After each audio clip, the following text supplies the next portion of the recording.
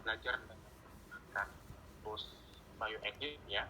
Jadi untuk bioedit ini fungsinya ada banyak. Selain itu juga untuk menyelaraskan atau menyejarkan antara sequence satu dengan sequence yang lain, sehingga kita nanti tahu di mana posisi dia yang paling mirip. Kita juga bisa melakukan yang namanya kontik ya. Jadi kontik itu adalah penyatuan antara satu sequence DNA dengan sequence DNA yang lain ya, sehingga nanti dia menjadi satu ya, jadi ketemu menjadi satu. Nanti saya jelaskan di PowerPoint ya. Oke, sebentar saya share screen dulu.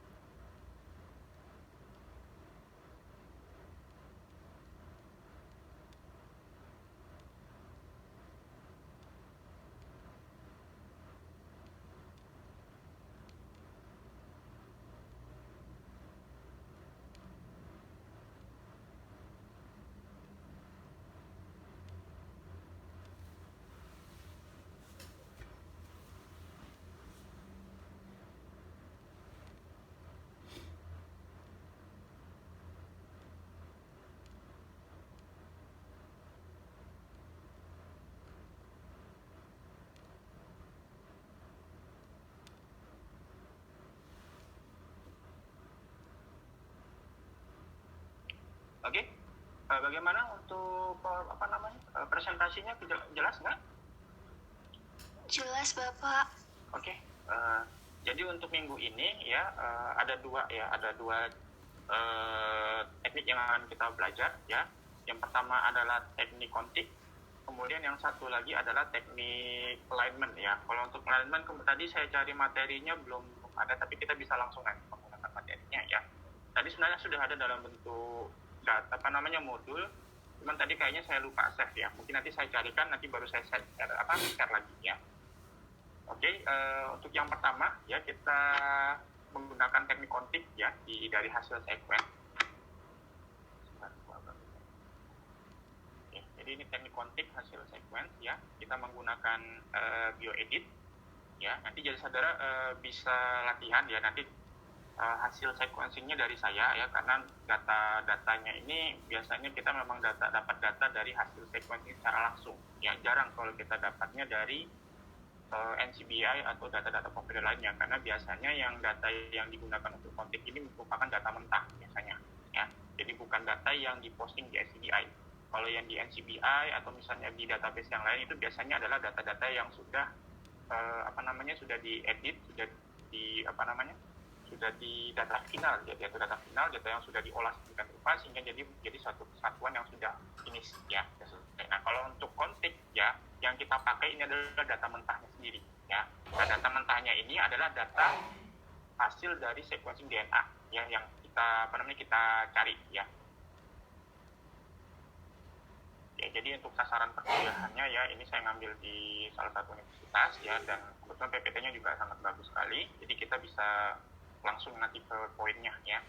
Jadi ada banyak cara kalau mau menggunakan atau menggabungkan hasil sequence itu, bisa dengan cara bioedit, bisa dengan menggunakan DNA star atau dengan mega ya. Mega ini kalau nggak salah itu di NCBI ya. Cuman biasanya kalau yang saya pakai ya, atau misalnya teman-teman saya pakai dulu waktu di perkuliahan, itu biasanya lebih banyak cenderung menggunakan bioedit, karena bioedit ini gimana ya, dia toolsnya sangat berguna sekali untuk analisis di bidang bioinformatika, utamanya di sequence ya. Oke, jadi kita pakai bioedit saja ya. Kemudian ini adalah pendahuluannya ya, jadi saudara sudah paham ya DNA itu urutan dari nukleotida itu kan terdiri dari 4 macam basa ya, ada arginin, sitosin, guanin sama timin ya. Saya rasa sudah paham semua mengenai hal ini ya. Kemudian ini hasil sequencing ya. Jadi hasil sequencing dalam bentuk file dengan ekstensi .ab1 ya.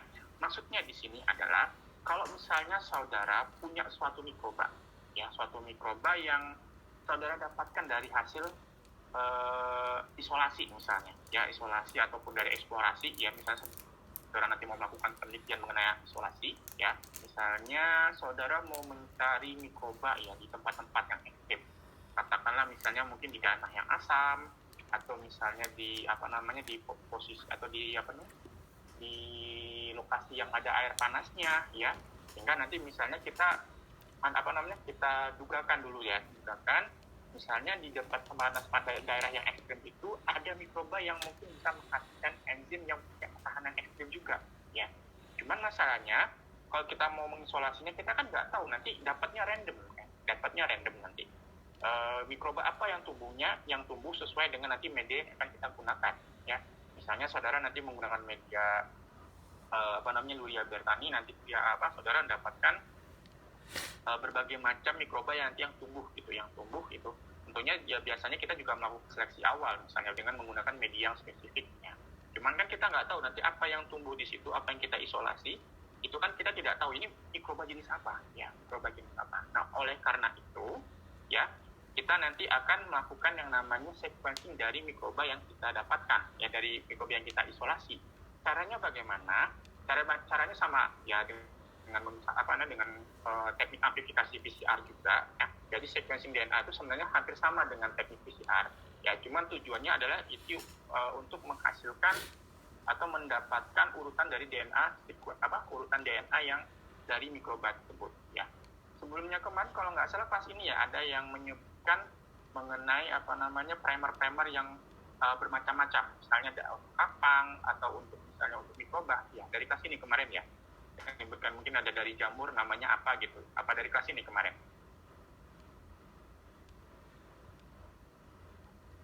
yang menyebutkan misalnya primer yang ini untuk kapang, primer yang ini untuk mikroba, apa dari kelas ini yang menyebutkan nggak?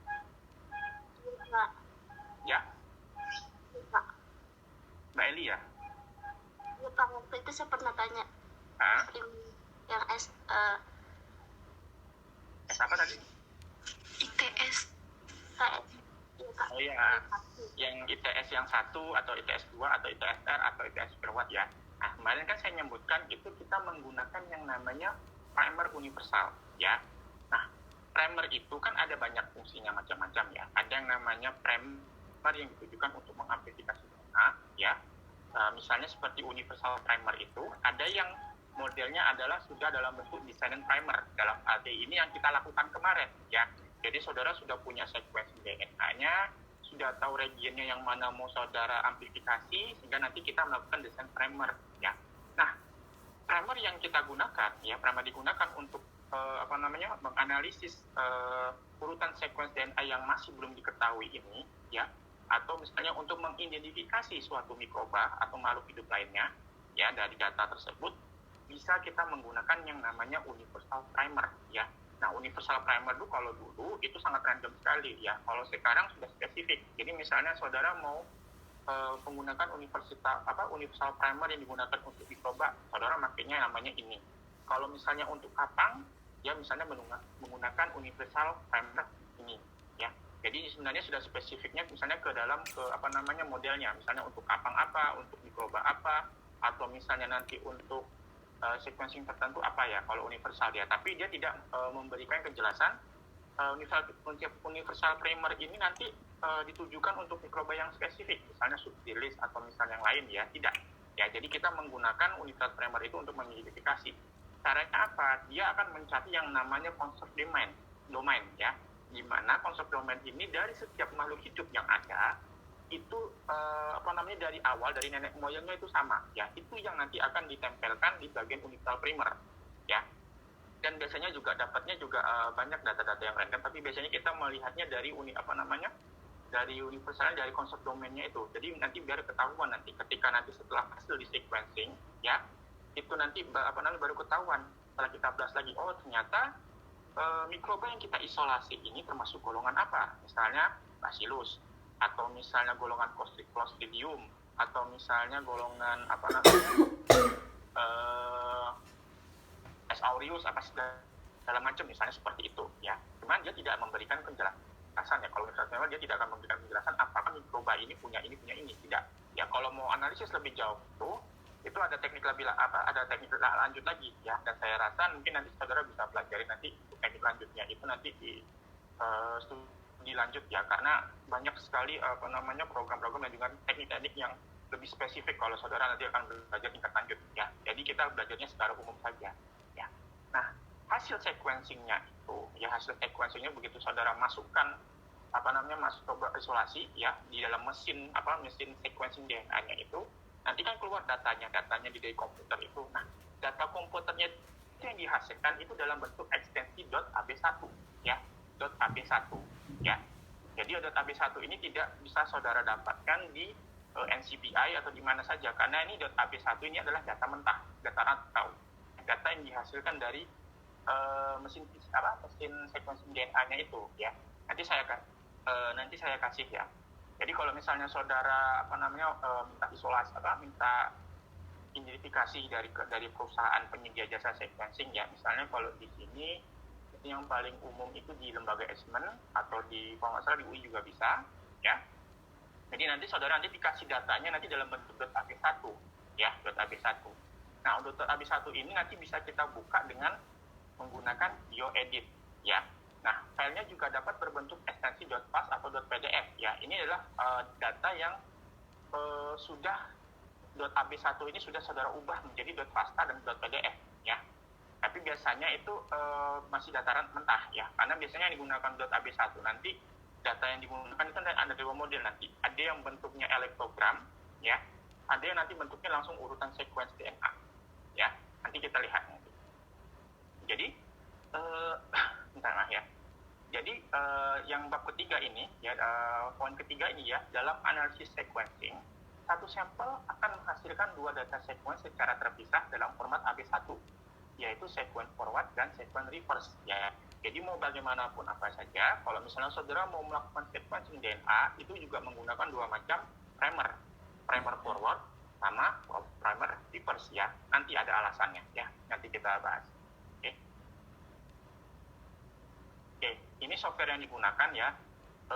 Kita pakai bioedit saja ya. DNA Star Mega ini mungkin bisa saudara belajar lebih lanjut lagi ya. Saya biasanya nggak pakai ini ya, karena dari dulu biasanya saya memang pakai bioedit ya. Bioedit ini memang yang paling mudah dan yang paling banyak digunakan ya.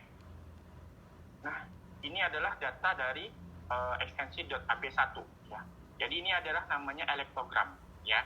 Di mana di sini yang kita lihat adalah konten gisinya, gisi AT-nya ya. Di mana di sini ini datanya bagus semua ya. Karena apa?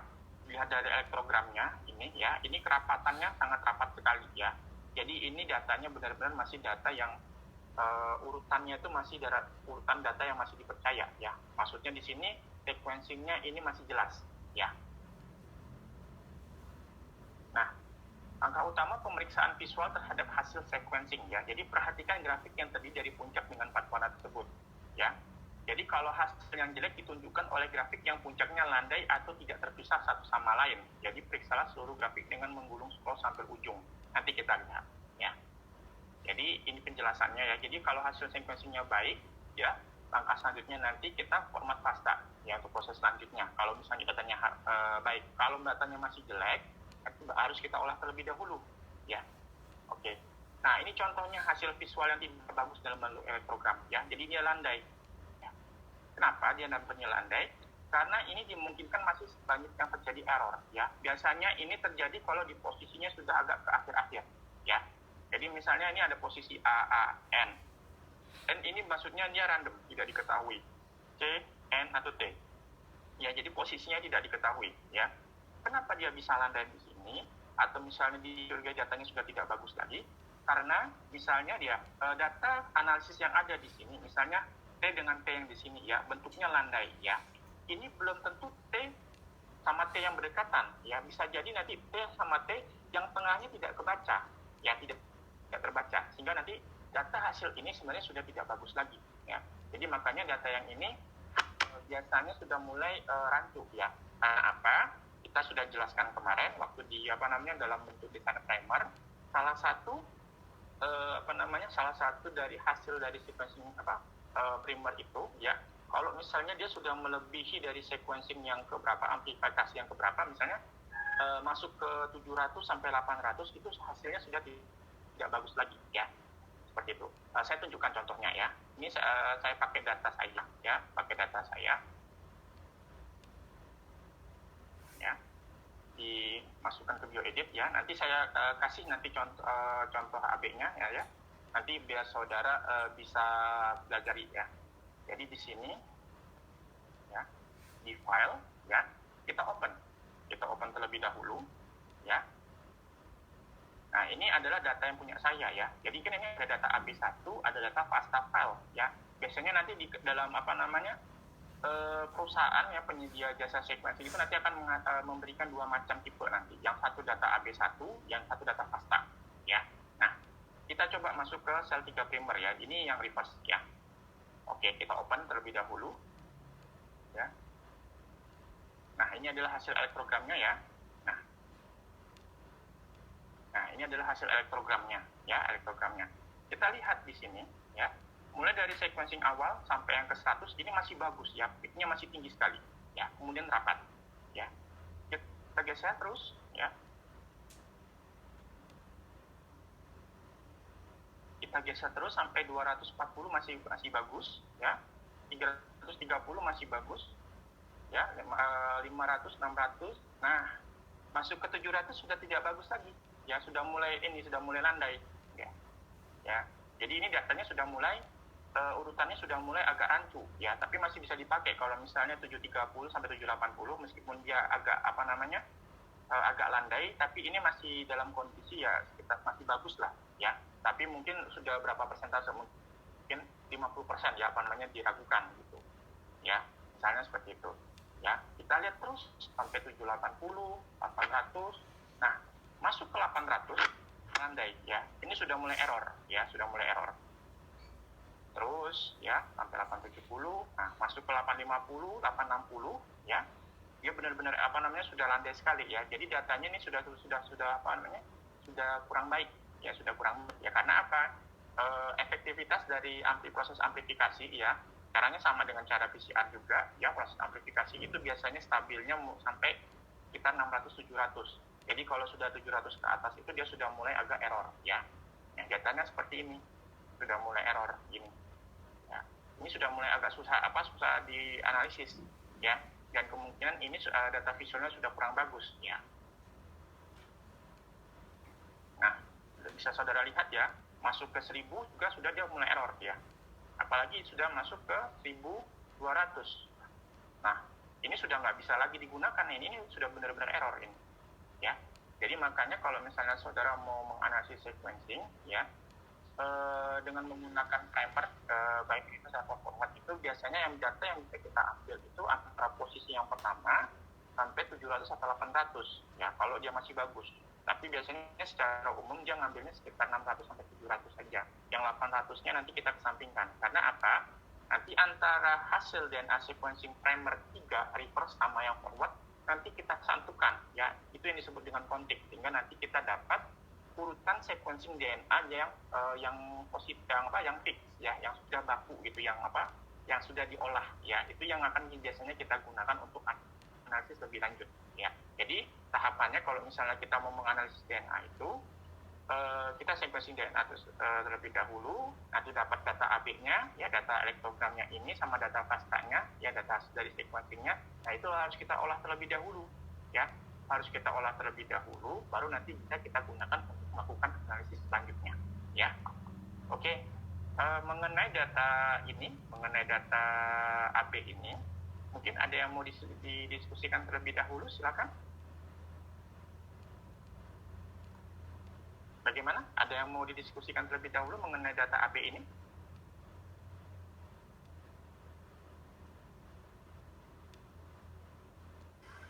Pak, mau nanya Pak. Silakan. Itu kan tadi kalau semakin jauh itu nanti dia semakin error ya Pak? Benar.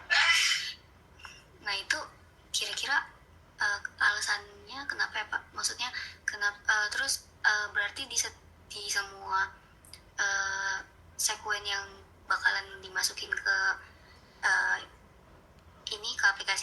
juga bakalan kayak gitu juga ya Pak? Benar.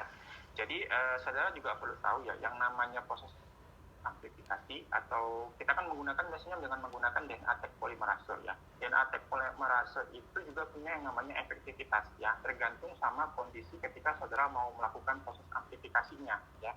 Jadi pada dasarnya sebenarnya ya proses sequencing DNA itu sebenarnya sama dengan proses PCR ya. Hanya saja tujuannya di sini adalah dia akan membaca langsung hasil sequencing DNA-nya ya, dengan menggunakan yang namanya yang faktor itu ya. Jadi nanti dia ada alatnya gini ya. Nah DNTP-nya itu nanti khusus dia. Itu kalau nggak salah dilengkapi sama fluoroscan nanti itu fluoroscan gitu. Jadi ketika nanti ada cahaya fragma yang masuk nanti ya, pada yang masuk nanti sesuai dengan fluoroscan-nya warnanya apa, nanti akan kebaca sama itu. Ya jadi begitu saudara amplifikasi, nanti mesinnya itu akan membaca langsung hasil sequencing DNA-nya ya.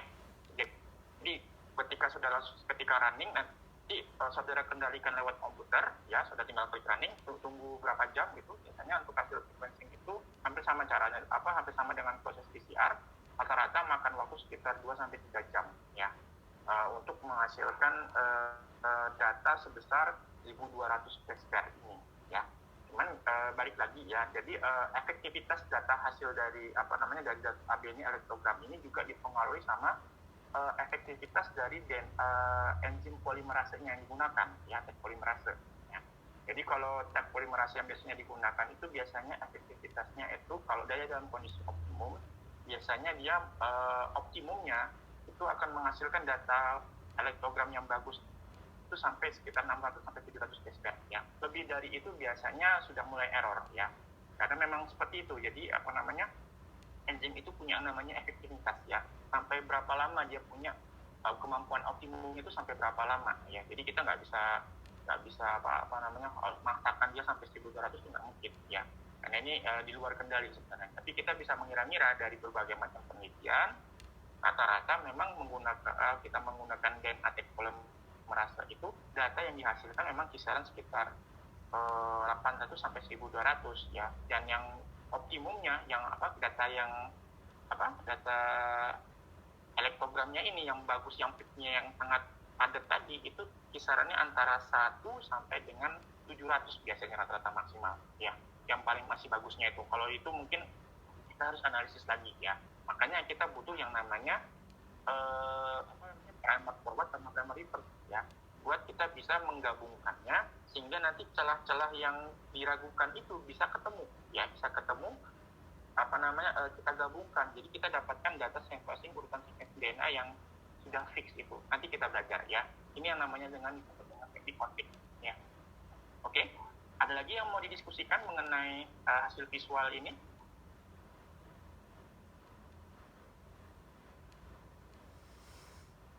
Pembicaraan saya terlalu cepat nggak? Apa yang saya bicarakan internet terlalu cepat nggak? Tidak Pak. Insyaallah enggak Pak. Oke, baik. Jelas. Oke, baik. Ada lagi? Ada yang mau didiskusikan lagi mengenai hal ini? Tidak Pak, terima kasih. Oke, yang lain bagaimana? Cukup Pak. Oke, baik. Oke, baik. Kita lanjut ya. Oke. Nah, jadi untuk mendapatkan FASTA nukleotida, maka edit klik FASTA core format. Ini caranya ya. Jadi saudara biasanya bisa dapat dalam bentuk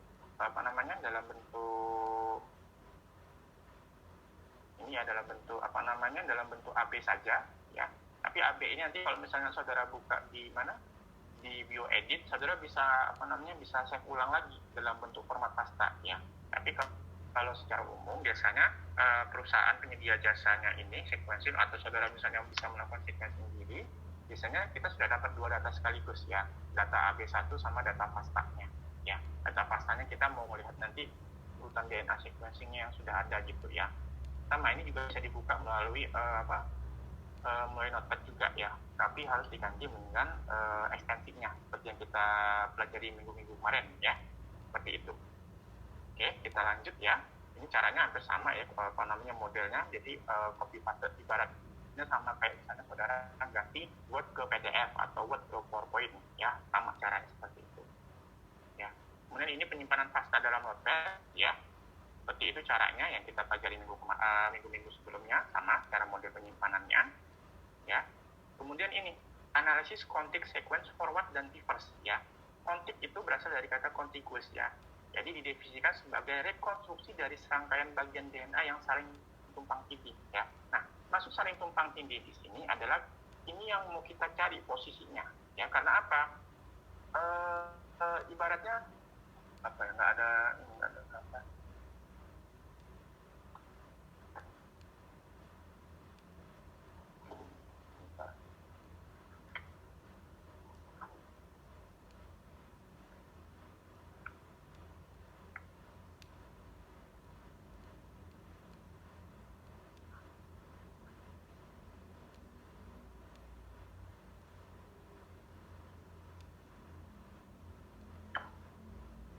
Kelihatan nggak?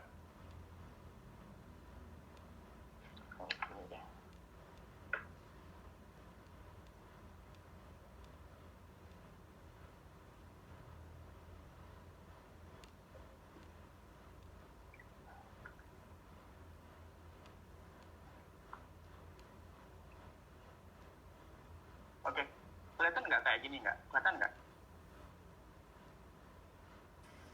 Kelihatan, Pak. Oke, mana aja kalau gambarnya jelek ya. Jadi ini kan hasil dari sequencing DNA ya. Misalnya ini apa ini?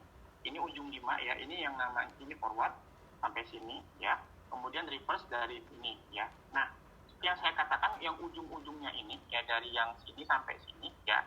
Ini katakanlah ini yang urutannya yang sampai 700 sampai 800 tadi ya, atau 500 sampai 600 lagi ya. Karena data visualnya di sini yang nggak jelas di sini, makanya kita harus melakukan kontik antara reverse dengan forward ya, sehingga nanti didapatkan urutan sequencing DNA ya yang sudah fix ya. Jadi region ini yang nanti yang harus kita analisis ya, sehingga nanti kita gabungkan antara hasil sequencing yang forward sama yang reverse, sehingga nanti didapatkan data sequencing DNA yang fix ini ya. Karena kita nggak tahu ini posisinya ini rancu sekali ya, nggak jelasnya itu di sininya itu ya, karena adanya nanti kontiknya di sini, nanti kita ketahuan nanti yang mana yang hasilnya yang paling mendekati atau yang paling sama urutannya ya. Caranya sama, nanti di bioedit kita bisa caranya ya kita lakukan. Nah, ini yang mau dicari itu ya. Jadi kalau misalnya hanya mengandalkan satu data ini saja, bisa jadi datanya juga kurang bagus ya. Atau misalnya kalau misalnya datanya di sini kepanjangan, saudara juga bisa desain primer juga ya, Misalnya mau ngambil data sequencingnya misalnya dari sini sampai ke sini. Kalau misalnya data antara dua ini masih rancu, saudara bisa bikin lagi. Nanti bikin sequencing DNA yang bagian tengahnya juga bisa ya, tergantung sama kebutuhan, sama tergantung dari mana kejelasan dari urutan sequencing DNA-nya ini ya. Nanti kita nanti saya contohkan caranya ya.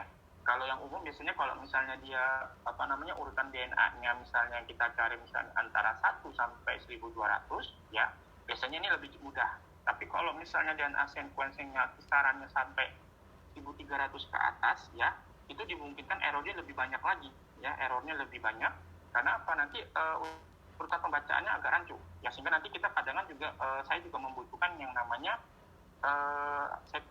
analisis sequencing konflik yang baru lagi, yang ada data baru lagi. Misalnya saya ngambil datanya tuh dari coretan ini ya, maaf ya mungkin nggak kelihatan, coretan yang ini sampai ini ya, misalnya dari sini juga buat saya biar bisa saya tahu data ini lebih baik lagi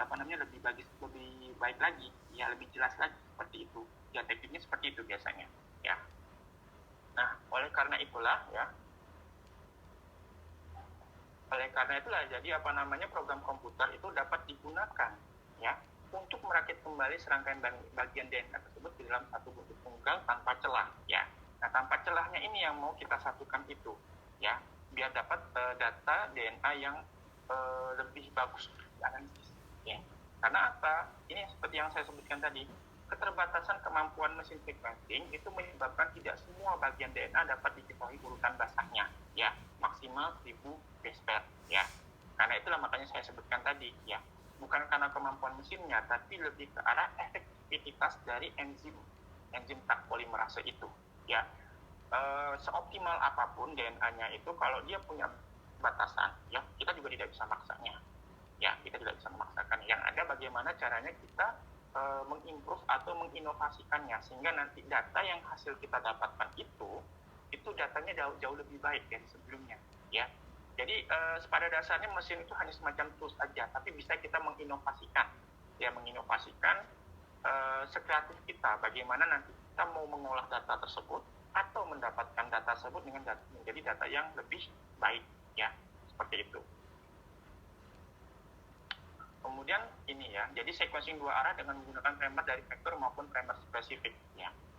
Caranya hampir sama, ya, bisa menggunakan universal primer atau dengan menggunakan primer spesifik, ya. Kalau kita menggunakan primer spesifik itu jauh lebih baik kalau misalnya kita sudah tahu ini mikroba atau misalnya DNA ini arahnya kemana, itu hasilnya kemana, itu jauh lebih baik, lebih bagus lagi, ya. Jadi tujuannya dari kontik itu adalah untuk dapat meminimalisir kemungkinan kesalahan dalam proses sequencing, ya, sehingga kedua hasil sequencing tersebut bisa digunakan untuk mendapatkan suatu gen yang utuh, ya. Bentar, ya. Oke. Ya, itu alasan kenapa kontik itu, ya. Jadi langkah yang harus Anda lakukan adalah yang pertama, buka new alignment pada program BioEdit, ya. Klik menu file import, jadi pilih kedua file yang akan dianalisis kontiknya, ya. Selanjutnya Anda akan mendapatkan hasil seperti gambar di bawah ini, simpan dengan nama baru dalam format pasta. Caranya hampir sama, nanti saya sampaikan, ya. Nah, caranya modelnya seperti ini, ya. Oke, kita coba dulu ya di BioEdit, ya. Jadi ini ada file, ya. Di file ini saudara klik, ini ada namanya new alignment, ada open. Kalau open kita mau ngambil datanya dari secara langsung, ya. Kalau kita mau project baru kita dari awal, kita akan menggunakan yang namanya klik new alignment, ya, sehingga nanti dibuka data-data ini, ya. Kalau sudah, nanti step berikutnya apa? File import, ya, sequence alignment file, ya. Di sini kita ngambilnya.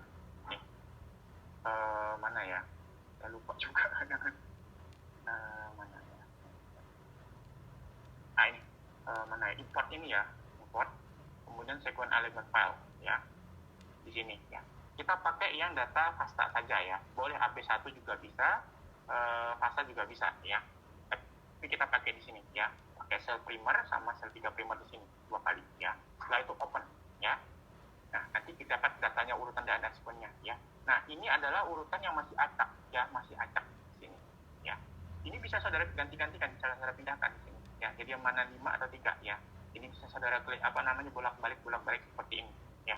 Ini adalah masih data mentah, ya, data hasil punya saya, ya. Nanti saya kasihkan buat bisa saudara latihan mandiri, ya. Jadi bisa bolak-balik di sini, kan, ya. Oke, kita lihatlah data langkah selanjutnya, ya.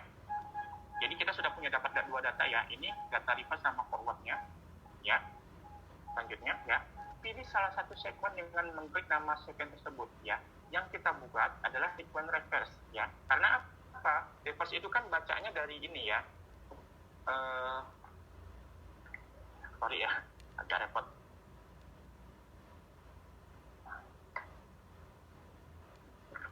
Oke. Reverse itu kan cara dia bacanya kan dari sini ke sini, ya.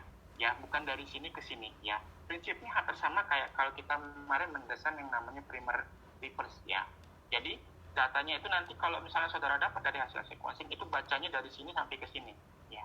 Karena meskipun apapun tulisannya primer reverse itu pasti tetap mengacu pada primer yang nomor 5, ya. Oleh karena itu kita perlu yang namanya reverse, ya, sehingga datanya nanti dibalik nanti, ya. Jadi yang datanya ini, data yang ada di sini nanti akan menjadi di ujung sini, data yang di sini akan menjadi ujung di sini, ya. Itu pentingnya namanya reverse itu, ya. Karena data apapun, ya, data dari sequencing apapun pasti bacanya dari 5 ke 3, ya. Oleh karena itu kalau misalnya saudara mau analisis, yang reverse-nya harus saudara bikin terbalik dulu, ya, harus dijadikan posisi ke ke sebaliknya, ya. Oke, kita coba atur sini.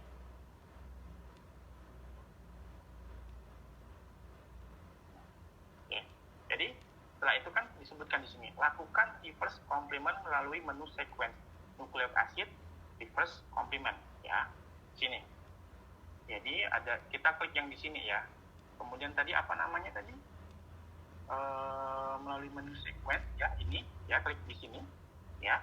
Kemudian cari yang namanya reverse, ya, reverse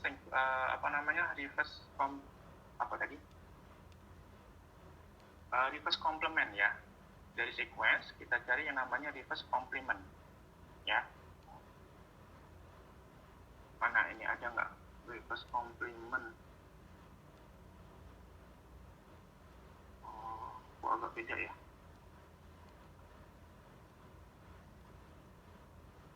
Kalau nggak salah ini, ya. Kita coba aja. Oh, bukan.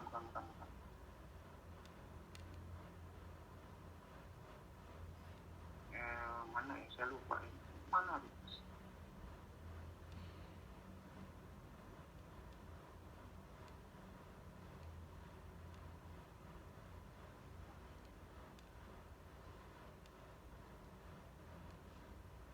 Mana ya reverse-nya ya, kok beda? Biasanya ada di sini. GNI, PCR, checkpoint, manipulasi. Oh, ini masalah nucleic acid. Nih, reverse complement di sini, ya. Jadi sequence, ya. Tadi kan di sini udah dilihat ya sequence nucleic acid, ya. Benar salah tadi saya. Jadi sequence, ya, pilih di sequence. Kemudian diklik nucleic acid, ya. Jadi kalau protein sama ini dia langsung akan ditransfer ke protein, ya. Jadi kita pakai nucleic acid, ya. Di sini kita bisa ada banyak perintah di sini, ya. Ada nucleic composition, ada base composition. Kalau misalnya kita mau melihat berapa jumlah basa komposisinya, ya. Kemudian ini juga bisa kita reverse juga dari DNA ke RNA atau RNA ke DNA, tergantung dari kita maunya bagaimana, ya. Tapi yang kita pakai di sini adalah DNA, ya. Jadi kita gini kan, reverse complement atau bisa dengan cara shift control R, ya. Jadi kita reverse complement di sini, ya. Oke. Nah, ini datanya sudah terbalik, ya. Langkah selanjutnya adalah sebelumnya blok kedua sequence, ya, baik forward maupun reverse. Kemudian lakukan yang namanya pairwise alignment dengan menggunakan sequence pairwise alignment, yaitu atau align to sequence, ya. Jadi align to slide, ya. Jadi kita masuk ke sequence, kemudian pairwise alignment, ya. Caranya seperti ini. Jadi sequence pairwise, ya. Jadi di sini, ya, kita blok dua biji ini, ya. Kita blok di sini, ya. Jadi dua ini, ya. Kita sequence, ya. Kemudian kita klik nih pairwise alignment, ya. Terus kita cari nih align to sequence, ya. Optimal global juga bisa, tapi biasanya untuk yang lebih datanya sudah ada, ya. Ini yang masih random, ya. Jadi kita masukkan ke align to sequence, ya. Setelah itu nanti diklik, ya. Ditunggu dulu. Mana datanya? Lagi loading sebentar, ya.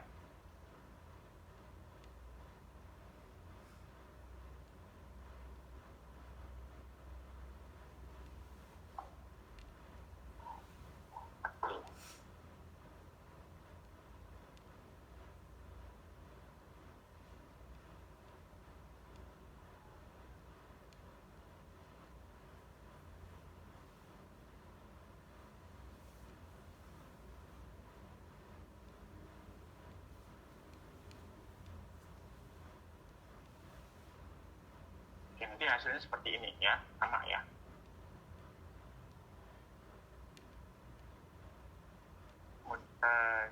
Jadi sebelumnya selain hasilnya seperti ini, ya. Kemudian tampilkan sequencing konsensus dari hasil kontik dengan menu alignment, ya. Jadi di sini sudah ada, ya. Airways ini, ya. Ya, ini, ya. Jadi ini adalah urutannya, ya. Di pairwise alignment, ya. Jadi tadi bukan dia belum disatukan terlebih dahulu, tapi dia akan menyusun sesuai dengan susunan urutan DNA-nya yang punya pasangannya, gitu, ya. Jadi di sini bisa kelihatan di sini, ya. Kita lihat ini.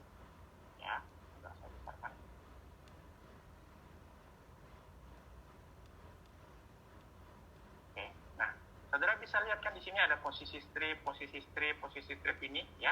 Kemudian lihat kecocokannya mana ya. Jadi karena inilah makanya kita perlu yang namanya konteks itu, penggabungan antara primer dengan reverse itu, karena kita harus pastikan ini yang posisinya tidak jelas seperti ini, yang ada strip-stripnya ini ya, bisa jadi ini nggak kebaca sama alat sequencing, sehingga nanti kalau misalnya kita mau melakukan konteks ya, ini nanti biar kebaca urutannya bagaimana, posisinya bagaimana gitu ya. Nah, jadi seperti ini urutannya ya. Jadi strip-strip ini ya dia akan menyusun sesuai dengan urutan DNA-nya yang ada ya. Caranya hampir sama nanti kalau untuk proses alignment juga ya. Jadi GCC, jadi kita tahu ini posisinya yang mana, yang posisi yang error itu ya, posisi yang error atau misalnya nggak kebaca itu ya. Nih, bisa lihat saudara ya, datanya seperti ini yang ada error yang strip-strip ini ya. Karena bisa dimungkinkan ini nggak kebaca sama sequencingnya ya. Jadi wajar ya, error dalam sequencing DNA itu wajar ya. Tapi bagaimana caranya kita punya data tersebut, kita optimalisasi, sehingga nanti datanya kita dapatkan sequence kita yang utuh, ya.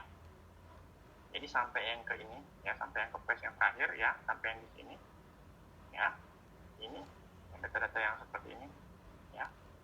Kalau sudah nanti dapat yang ini, baru nanti perintah selanjutnya apa, ya. Tampilkan sequence consensus dari hasil counting dengan menu alignment, create consensus sequence, ya. Nah, ini baru mau kita gabungkan ya. Jadi dari sini ya, data yang tadi ini sebenarnya bisa data yang saudara hilangkan aja. Setelah itu kita masuk ke perintah alignment ya, alignment di sini ya. Kita cari tadi create consensus sequence ya, ini di sini ya. Saudara tinggal klik di sini ya, nanti di pair.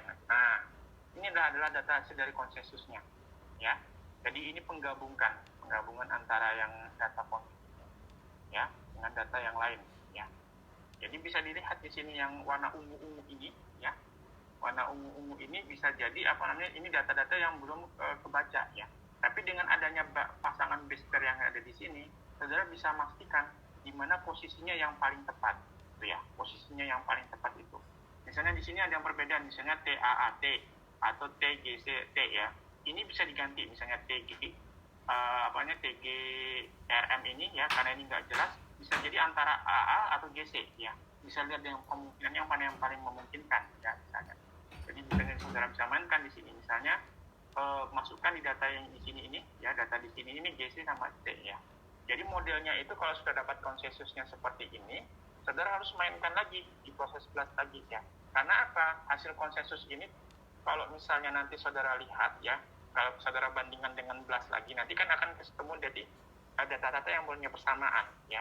Baru nanti saudara bandingkan datanya itu yang mana yang paling mirip dengan data hasil saudara seperti ini ya. Kalau ada perbedaan, berarti saudara bisa jadikan acuan. Oh, ternyata kalau misalnya ada perbedaan di satu region ini, bisa jadi nanti data hasil sequencing saudara itu punya keunikan ya, punya keunikan yang tidak dimiliki sama sequence DNA yang punya kemiripan itu ya. Karena setiap mikroba itu punya keunikannya masing-masing ya. Setiap mikroba yang saudara isolasi itu punya keunikan masing-masing. Nah, keunikan regionnya ini yang nanti akan memberikan sifat atau memberikan kelebihan dari suatu mikroba tersebut. Misalnya mikroba ini bisa menghasilkan enzim apa, atau misalnya mikroba ini punya ketahanan apa ya, itu disitulah keunikannya ya. Oke.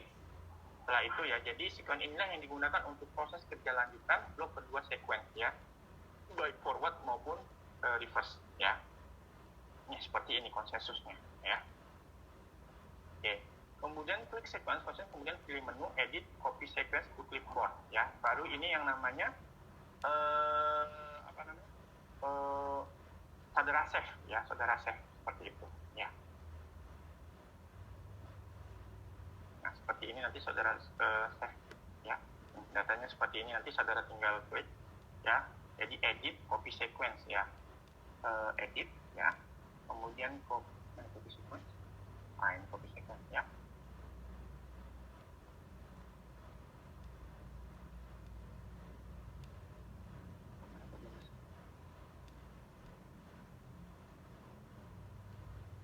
Ya, edit copy sequence to clipboard, tadi salah ya, maaf ya. Edit mana clipboard ya, ke file format ini ya, copy sequence to clipboard ya. Jadi klik ini dulu ya, kemudian edit ya, edit, kemudian masukkan ke copy sequence ya, clipboard. Kita di generate terlebih dahulu. Yang mana ini datanya?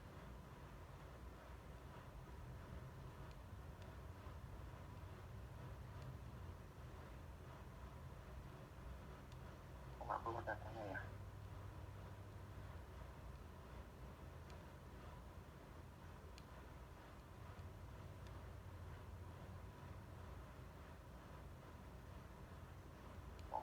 Ada datanya ya.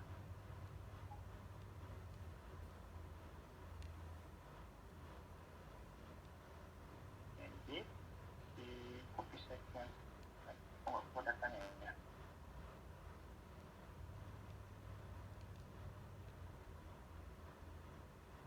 Oh maaf salah. Jadi copy sequence to clipboard ya. Jadi ini konsensus ya, diedit ya. Copy sequencing to clipboard atau FASTA format ya. Kemudian lanjut selanjutnya adalah file new text ya. File, kemudian new text ini ya. Buka di sini ya, saudara tinggal copy paste aja. Nah, jadi datanya sudah ada nanti ya. Ini saudara tinggal save aja nanti dalam bentuk expect gitu ya. Seperti itu caranya ya. Oke, itu cara bagaimana kita mau melakukan kontik ya. Oke.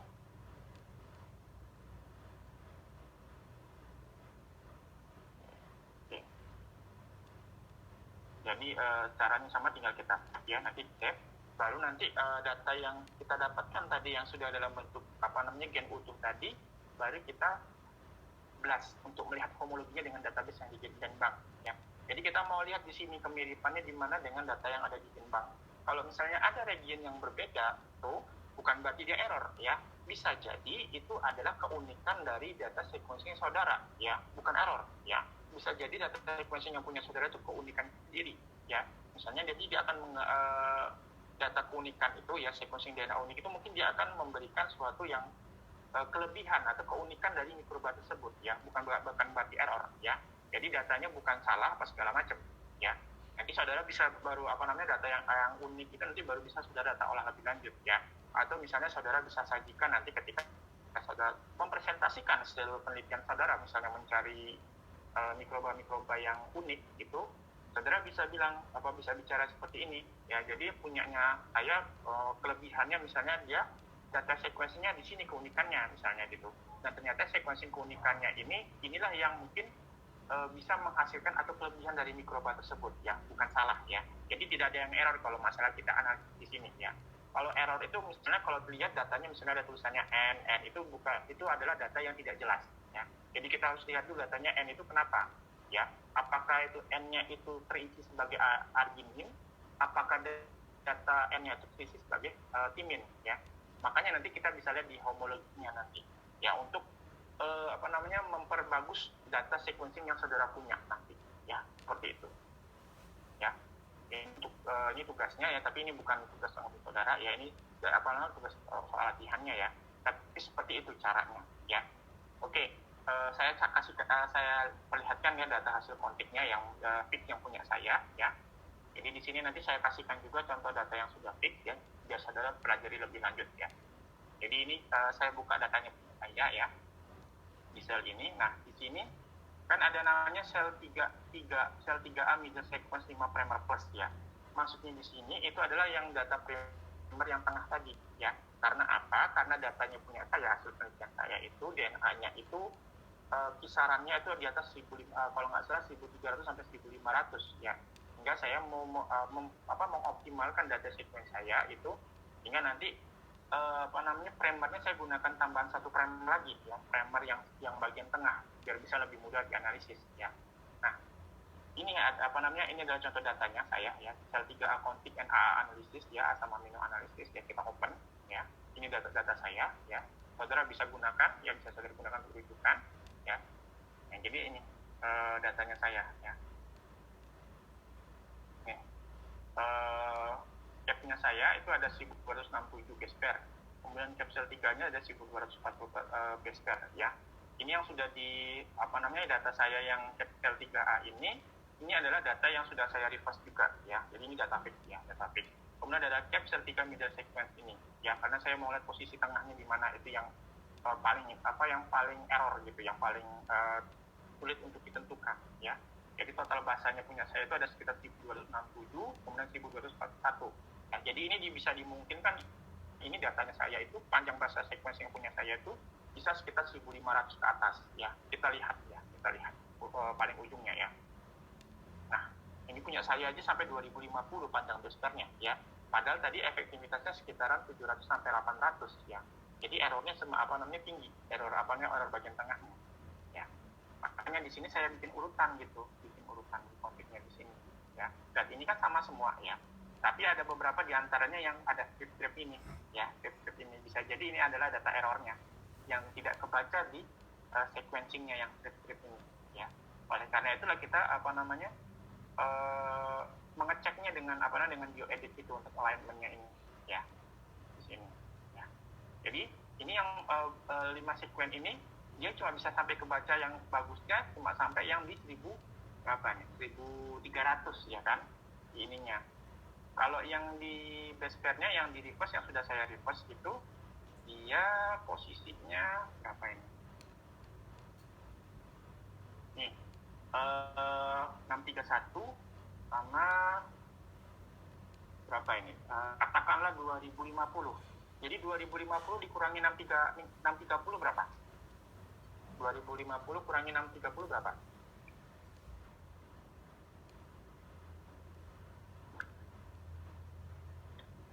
Berapa Mbak? Bantu dong, bantu. 1420. Nah, berarti 1440 yang yang dari posisinya itu ya. Jadi ini setelah di reverse nanti langsung diposisikan di mana posisinya yang paling mirip ya. Nah, karena posisi konfliknya itu punya saya, ya errornya itu di bagian tengahnya ya. Makanya saya tambahkan yang namanya sel 3 middle sequence ya, biar analisisnya lebih bagus lagi, lebih jelas lagi gitu ya. Jadi di sini yang middle sequencing ini adalah data yang di sini, yang hasil sequencing ini ya, saya bikin primer baru yang berdasarkan data kedua data ini ya. Saya lihat posisi mana dia yang paling stabil gitu ya. Baru nanti dibaca lagi, di sequencing DNA ulang lagi ya, biar nanti ketahuan posisi tengahnya yang mana, yang yang lanjut itu. Karena kalau saya ngambil dari bahasa sequencing ini kan dengan memanfaatkan tadi dari sifat dari DNA polimerase ya, dia efektifnya dari bahasa pertama sampai yang ke-700. Kemudian ini kalau misalnya saya ngambil posisi yang pertama misalnya, katakanlah itu di posisi 630 gitu. Berarti kan saya punya data yang bagus gitu dari 630 sampai tambahkan katakan 800, berarti 1480 ya kan. Berarti yang nanti posisi paling bagusnya jelasnya kan antara posisi 630 sampai dengan 1300 ya kan. Sehingga datanya semakin baik ya, semakin utuh gitu ya. Jadi setelah dapat 3 data itu, baru saya lakukan namanya konflik 0 ya. Konflik 0 ini ya. Konflik 0-nya. Jadi konflik 0 ini adalah hasil dari alignment ya, alignment complement itu antara ketiga macam ini, tiga data ini menjadi konflik 0 ya. Konflik 0 ini maksudnya di sini adalah konflik yang data konflik yang masih mentah ya, masih mentah yang belum saya edit terlebih dahulu. Dalam artian datanya ini ya, ini adalah data murni langsung dari hasilnya ini ya, data murni dari 3 data ini ya. Kemudian ada namanya konflik edit. Konflik edit di sini adalah data yang sudah saya edit, yang sudah saya olah sedemikian rupa ya, seperti itu ya. Jadi data editnya itu mulai dari posisi yang ATG ini ya, ATG ini ya. Maksudnya ATG di sini kenapa saya nggak pakai ini? Ini adalah data kalau misalnya saya lihat di homologi di BLAST ini adalah data yang sequencingnya tidak akan menghasilkan coding regionnya ya. Nah, ATG ini adalah dimulainya ketika DNA sequence saya itu punya coding region, dalam arti dia DNA yang di sini ya, ini adalah yang akan menghasilkan suatu enzim ya. Kalau punya saya ini adalah enzim, atau mungkin bisa menghasilkan proses metabolisme yang lain ya, data protein yang lain gitu ya. Ini adalah editannya ya, karena yang ini tidak dipakai. Yang saya pakai mulai dari sini ya, misalnya seperti itu saya editnya gitu, untuk analisis tingkat lanjut ya. Nanti ada namanya konfig edit 2. Konfig edit yang ini, ya, konfig edit ini saya konfignya dari data sini, yang saya ubah menjadi protein, urutan protein, ya. Ini ada MKF, jadi methionine, K itu apa K itu?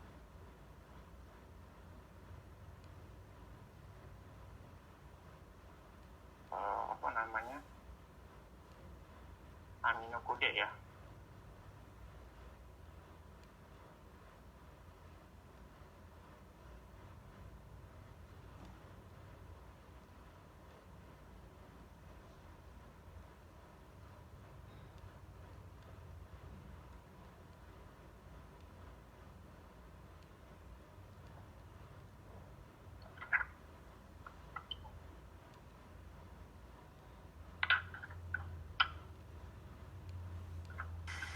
Leucine bukan Pak? Di sini ya, di apa nih, di image ya. Ya, kita lihat aja dulu. Karena saya nggak hafal nama-nama kodenya itu. Ya, tapi kalau nama yang apa, yang 3 daftar yang kayak apa itu saya masih hafal. Cuman kalau sudah satu kata, one letter kode itu saya nggak hafal. Ya, ini mungkin bisa dibantu ya, apa tadi? Jadi methionine, kain tadi apa? Leucine. F itu tadi apa F?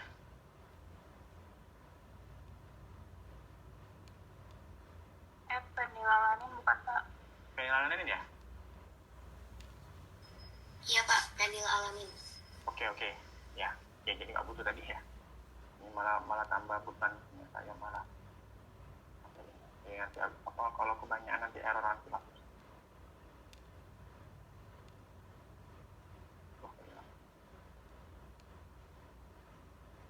Jadi seperti itu ya. Jadi datanya yang saya jadikan acuan untuk penelitian atau apa namanya proses tingkat selanjutnya ya, saya menggunakan config edit ini. Ya, yang ini adalah data.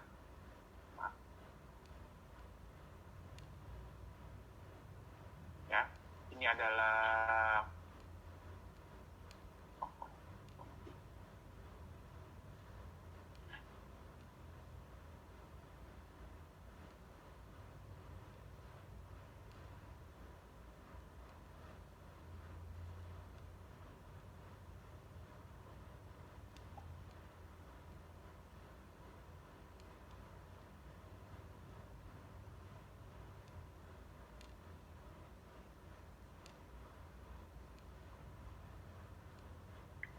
kayaknya agak error lagi di tempat saya. Maaf ya, sering aja nih kalau misalnya banyak bukaan data ya. Jadi seperti itu. Jadi kalau misalnya saudara mau melakukan penggabungan antara antara sequence reverse sama forward ya. Oke. Mungkin sampai di sini ada yang mau didiskusikan ya, sambil nunggu ini agak error laptop saya. Silakan, mungkin ada yang mau diskusikan mengenai hasil yang tadi, silakan. Nanti datanya yang punya saya, datanya ini nanti saya berikan ke saudara ya, cuman jangan disebarkan ke orang-orang lain ya, karena ini data penelitian saya ya. Saya kasih ke saudara, saya berikan ke saudara hanya sekedar untuk saudara latihan ya. Baik Pak. Oke, maaf tadi masih agak error ya. Oke. Sambil itu mungkin ada yang mau didiskusikan, silakan, mengenai teknik config ya, sama alignment sebenarnya sama aja, penyajaran itu sama aja. Jadi kalau misalnya saudara mau menyajarkan berbagai macam DNA ya, misalnya saudara mau melihat hormon yang umum ada di makhluk hidup, misalnya di manusia atau di mana atau di hewan gitu, saudara bisa dengan menggunakan config tadi, caranya hampir sama tadi. Ya, yang penting saudara punya datanya, ya, punya data pastanya, punya datanya. Nanti tinggal saudara open masukkan semua ke datanya ke sana, ya. Nanti saudara tinggal lakukan cara seperti kita lakukan tadi, ya. Nah, untuk desainnya ini kita mau pakai Crystal W, cuman atau ini masih agak error tempatnya saya, ya. Jadi mungkin saya rasa mungkin minggu depan ya, sebelum kita masuk ke yang protein ya, nanti minggu depan mungkin saya bantu nanti kita coba pakai program Crystal W ya. Crystal W sebenarnya hampir sama caranya, cuman dia lebih ke arah untuk menyajikan data dari second konfliknya saudara tadi untuk alignment, penyajaran aja, ya. Mungkin minggu depan nanti kita diskusi ya mengenai ini sebelum kita masuk ke bagaimana cara menggunakan PyMol sama yang protein-protein itu, ya. Karena saya masih nyari datanya, belum datanya tadi masih data yang saya dapatkan untuk yang pembelajaran berikutnya ini dapatnya lumayan bagus materinya, cuma masih saya olah terlebih dahulu ya. Jadi minggu depan kita diskusi mengenai masalah itu ya. Jadi untuk minggu ini kita sudah belajar mengenai yang konflik sama primer ya, DNA primer lagi ya. Sampai sini mungkin menggunakan bioedit ada yang mau didiskusikan? Silakan.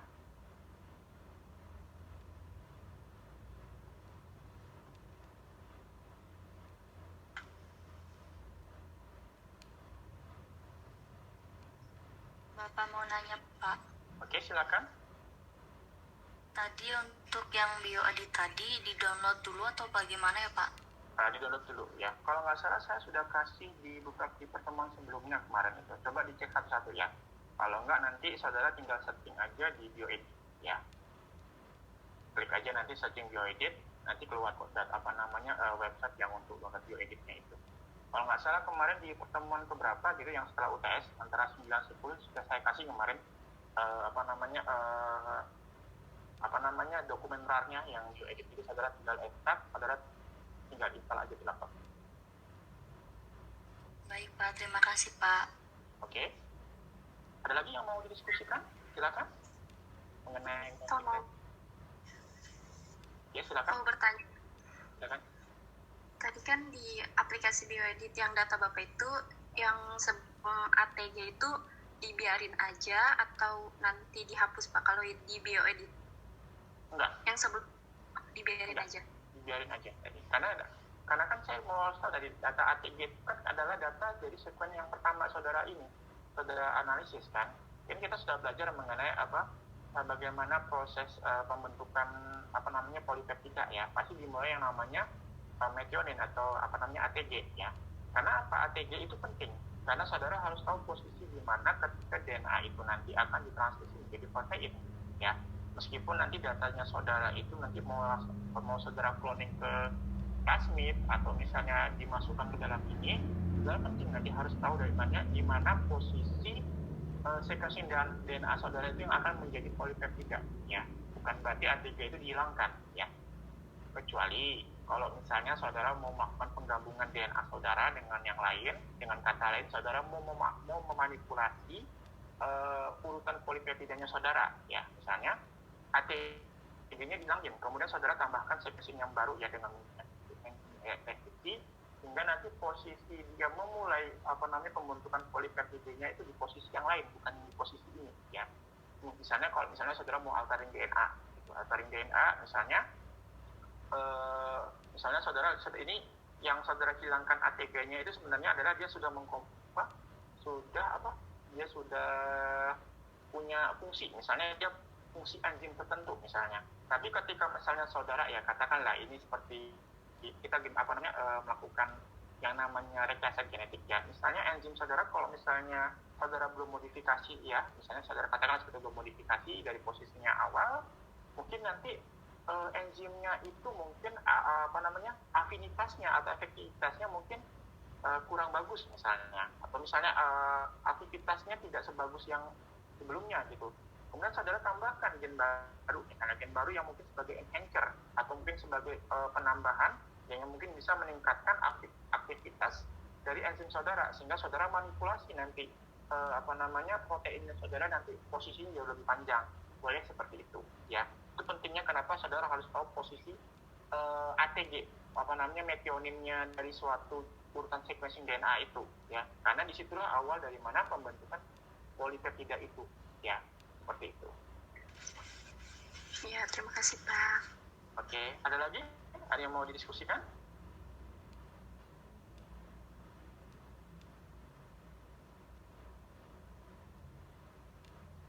Silakan, masih ada yang mau didiskusikan lagi?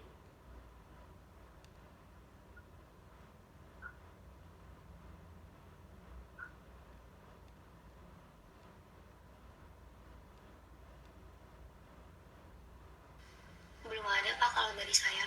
Oke, kalau nggak ada ya saya cukupkan aja karena sudah jam 9.10 ya. Dan untuk materinya mungkin minggu depan ya, kita coba untuk menggunakan Crystal W sama satu lagi Crystal X ya. Nanti ada kursnya lagi ya. Tadi belum saya download ya. Dan karena saya masih agak error juga di laptop saya ya. Nanti minggu depan kita coba. Caranya hampir sama tadi. Caranya hampir sama, cuma hanya sedikit beda stepnya aja ya. Jadi ada macam kayak tambahan step. Jadi setelah kita menggunakan BioEdit, nanti untuk penyajian datanya kita menggunakan Crystal X nanti ya. Kalau misalnya saudara mau menyajikan datanya di paper segala macam, kita pakai Crystal X nanti ya. Jadi itu hanya tambahan stepnya saja ya. Minggu depan kita coba diskusi mengenai hal ini. Sama nanti kita mencoba untuk yang analisis protein lagi ya. Karena kebetulan saya baru dapat materinya yang bagus ya. Masih harus saya olah terlebih dahulu biar nanti penyampaiannya ke saudara jauh lebih enak ya. Oke, masih ada yang mau diskusikan mengenai teknik kontik ini, penyatuan sequencing DNA ini? Cukup, Pak. Oke, kalau cukup ya saya cukupkan sampai di sini ya.